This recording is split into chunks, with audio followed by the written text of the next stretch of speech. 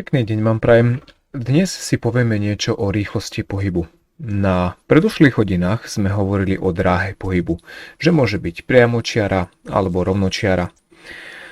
A dnes budeme pokračovať v tejto myšlienke, že máme nejakú dráhu, ale budeme hovoriť už o tom, za aký čas sa dostane teleso z bodu A do bodu B. Bodu A do bodu B.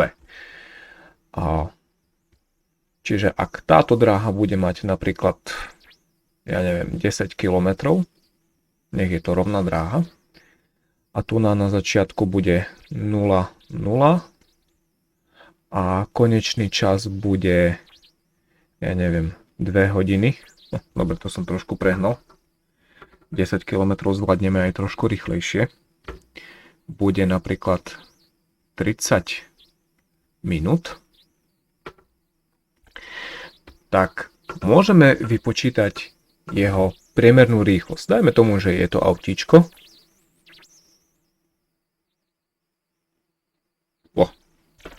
Viem aj krajšie autíčko nakresliť.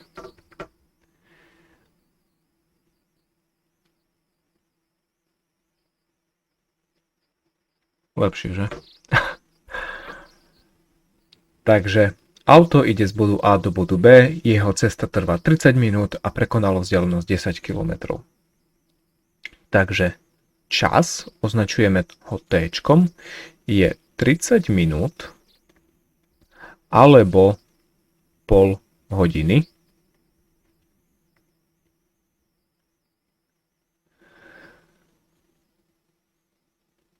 A potom máme vzdialenosť alebo dráhu, označili sme si ju S-kom a tá je 10 km alebo 10 000 metrov. A ja by som chcel vypočítať rýchlosť. Rýchlosť pohybu označujeme ju malým V-čkom a jednotky, v ktorých bude rátaná, je práve kilometr za hodinu alebo meter za sekundu. Tiež to môžeme označiť aj takto, že je to kilometr dvojbodka hodina alebo meter dvojbodka sekunda. Tiež môžete aj pod seba, je to v podstate úplne jedno. Aký je tento zápis? Jednotkou rýchlosti je kilometr za hodinu. Rýchlosť je v podstate dráha, ktorú prejdeme za istý čas. Takže poďme na to. My sme hovorili, že rýchlosť je vlastne dráha, ktorú prejdeme za istý čas. Je to teda S deleno T, dráha za čas. A môžeme to určiť nasledovne. Máme V sa rovná 0,5. Ospravedlňujem sa.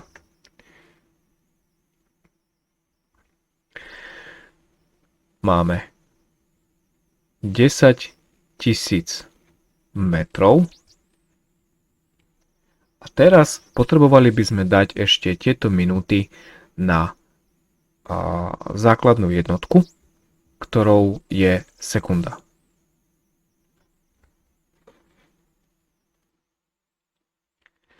Keďže máme 30 minút,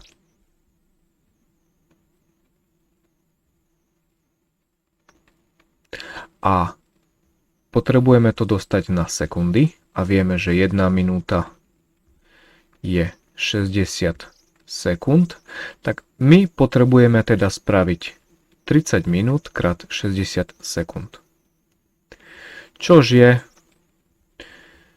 1800 sekúnd. Teraz môžeme týchto 1800 sekúnd, čož je pol hodiny, dosadiť sem. 1800 sekúnd. Takže rýchlosť vieme určiť. Toto dáme preč, toto dáme preč. Máme 100 deleno 18. Vedeli by sme to videli dvojkou ďalej, ale tak pre krátkosť času nech vás tu nedržím dlho. Je to 5,5 5,56 5,56 čoho?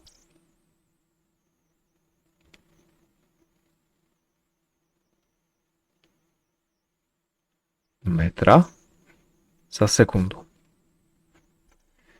Čiže priemerná rýchlosť auta, ak uvažujeme, že auto išlo už predtým, konalo nejakú dráhu a pokračovalo ďalej, nespomaľovalo, neodbočovalo, nezastavovalo, nezrýchľovalo, proste išlo rovno, konalo rovnomerný pohyb. To je taký pohyb, ktorý nemení svoju rýchlosť. Keby sme boli v meste, stojíte na semaforoch, odbočujete, dávate prednosť chodcom a tak ďalej, tak konáte nerovnomerný pohyb. Ale priemerná rýchlosť rovnomerného pohybu sa ráta takto. Vydelíme dráhu časom.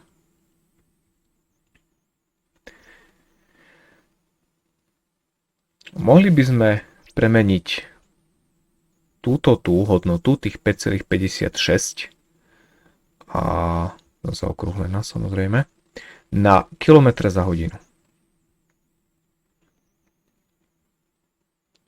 A ako by sme to urobili? No takisto, ako sme to robili tu na, máme tých 5,56 a teraz 1 meter je koľko kilometrov? 0,001 a 1 sekunda je koľko hodín? No tak to už je trošku náročnejšie, ale vedeli by sme to určiť aj ako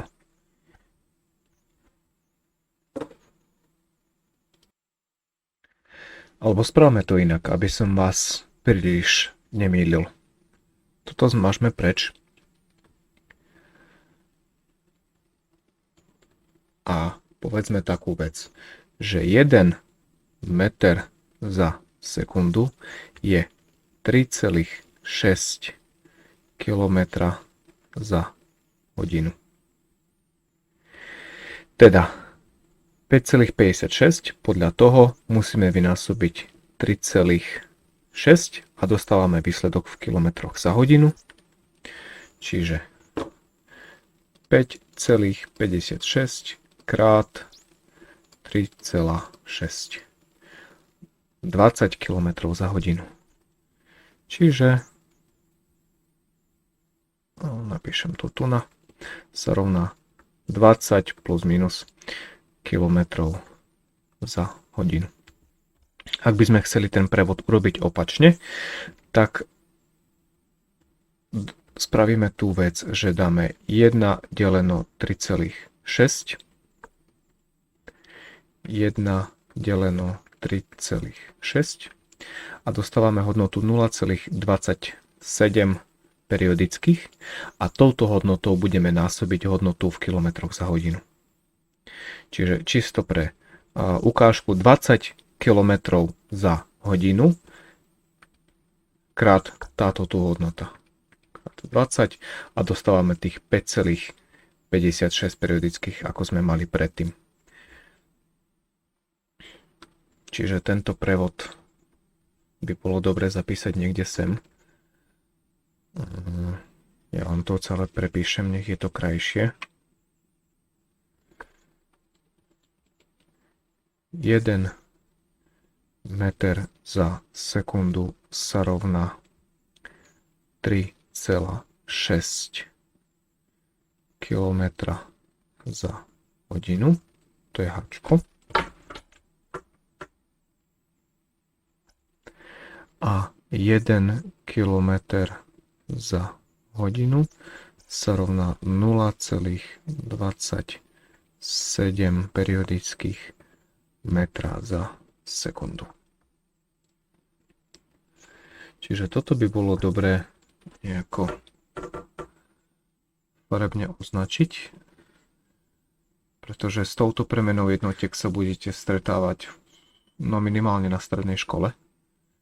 Ak tam bude fyzika teda. No. Takže povedali sme si, že rýchlosť pohybu môže byť rovnomerná alebo nerovnomerná. Rovnomerný alebo nerovnomerný pohyb môže konať z hľadiska rýchlosti teleso, čiže tu si dajme rovnomerný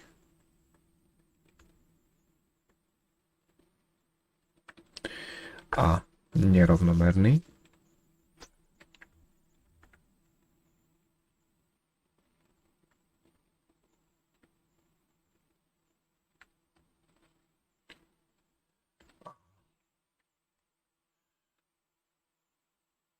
Teleso mení.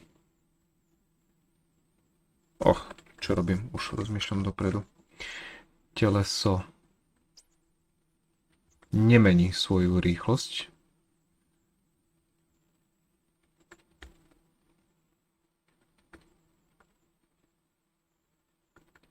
A tu na teleso mení svoju rýchlosť. To sú tie križovatky, odbočky, ktoré sme hovorili, brzdenie, zrýchľovanie a tak ďalej. Teleso mení rýchlosť.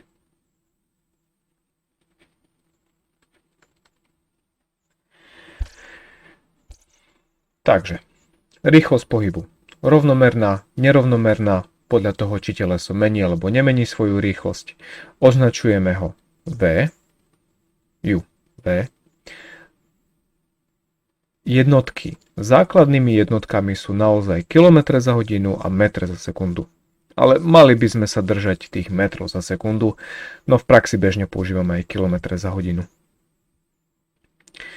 Určíme rýchlosť vzorcom a to je práve, ak hovoríme, že je to kilometr za hodinu, tak kilometr je dráha a hodina je čas. Vydelíme dráhu časom a dostávame nejakú hodnotu. Podľa toho, ako sme si zvolili jednotky, či už metre za sekundu alebo kilometr za hodinu. Prevod z metrov za sekundu na kilometr za hodinu je 3,6 a prevod z kilometra na hodinu na metre za sekundu je 0,27. Poďme skúsiť nejaký príklad. No, ja tu mám pre vás nachystaný. Vypočítaj priemernú rýchlosť automobilu, ktorý prešiel 320 km za 4 hodiny. No, isto vieme, že za tie 4 hodiny aj zastavil, musel niekde dočerpať palivo a dajme tomu, išiel si kúpiť niečo zjesť. 320 km človek neprejde len tak rovnomerným pohybom, takže určite vieme, že ten pohyb je nerovnomerný. Ak by sme chceli byť detailnejší a ten pohyb, ktorý bol, vedeli by sme ho rozdeliť na viaceré časové úseky a povedať, dobre, no tak v tomto úseku si išiel priemernou rýchlosťou 60 km za hodinu, tu na si išiel 90, lebo si išiel, dajme tomu, mimo obce, tu na si išiel 130, pretože si išiel po diaľnici priemernou rýchlosťou, dobre, 120 priemernou rýchlosťou po diaľnici a tu na si už zase vošiel do dediny, čiže tam bola zase priemerná rýchlosť nejakých 70 km za hodinu. Takto by sme to vedeli rozkúskovať a ak by nám ani to nestačilo, tak by sme potom vedeli ísť ešte na menšie dráhové alebo časové úseky a vedeli by sme to takto rozpitvať naozaj na maličké časové úseky. To avšak nie je našim cieľom. Našim cieľom je časový údaj, ktorý bol 4 hodiny a dráhový údaj, ktorý bol 320 km, tam máme vypočítať priemernú rýchlosť. Zanedbáme všetky odbočky, zanedbávame všetky zrýchlenia, spomalenia a tak ďalej. Takže dráha bola 320 km za hodinu a čas bol 4 hodiny. Ospravedlňujem sa, už myslím dopredu. Dráha bola samozrejme v kilometroch, nie v kilometroch za hodinu, to máme ešte len určiť. To dajme takto. No. A my máme určiť rýchlosť.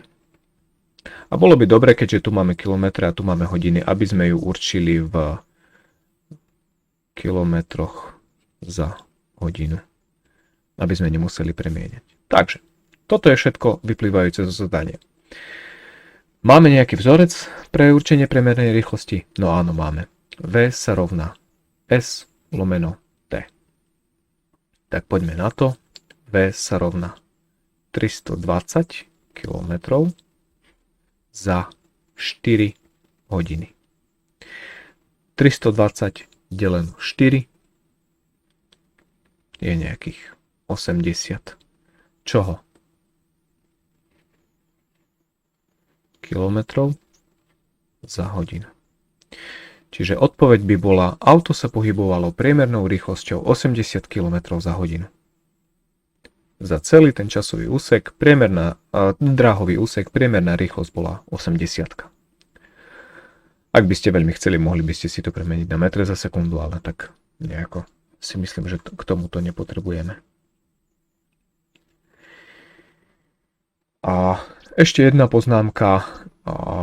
Priemernú rýchlosť zvykneme označovať aj takým malým p ako priemerná.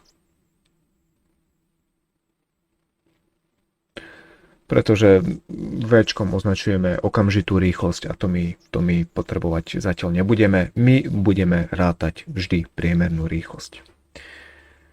Takže toto tu sú poznámky, ktoré potrebujete vedieť počítať k priemernej rýchlosti. Ešte by som sa vrátil k tomu, prosím vás, prečítajte si učebnicu. V učebnici to máte na strane 150. A tam je aj nesprávny spôsob vypočítania. V učebnici máte uvedený výpočet priemernej rýchlosti bežca, tuším, že je tam spomenutý Usain Bolt, po 20 metrových úsekoch. A ak si to nalistujete, 150...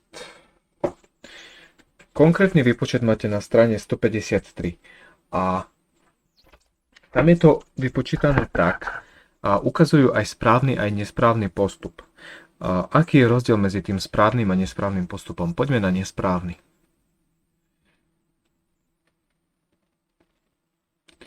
Totižto zadanie je také, že máte určené dráhové úseky 20 metrové a ku nim máte priradenú rýchlosť priemernú. Prvý dráhový úsek má priemernú rýchlosť 24,9 km za hodinu. Druhý úsek má 41,1 km za hodinu. Tretí má 44,7 km za hodinu. Štvrtý má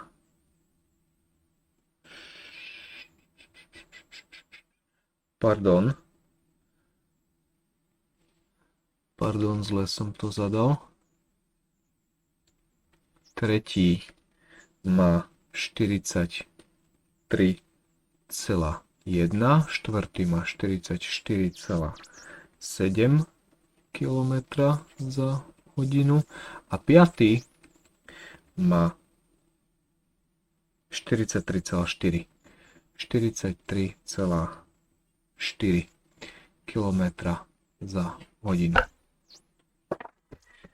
No a ak by som vám zadal takéto zadanie, že tu je po 20 metrových úsekoch S 20 metrov a vypočítajte mi priemernú rýchlosť na celej dráhe. Tak chybou by bolo to, že by som spočítal všetky rýchlosti dohromady a vydelil 5. Teda spravil by som takú vec, že by som dal 24,9 plus 41,1 plus 43,1 plus 44,7 4,7 plus 43,4 a to všetko by som vydelil 5. Tu dostávame nesprávnu rýchlosť. V učebnici tu máte to zapísanú. Som si omylom zavrel učebnicu, pardon. 39,4. 39,4 km za hodinu. Toto je nesprávny spôsob, ako rátať priemernú rýchlosť takýchto úsekov. A teraz si ukážeme správny spôsob.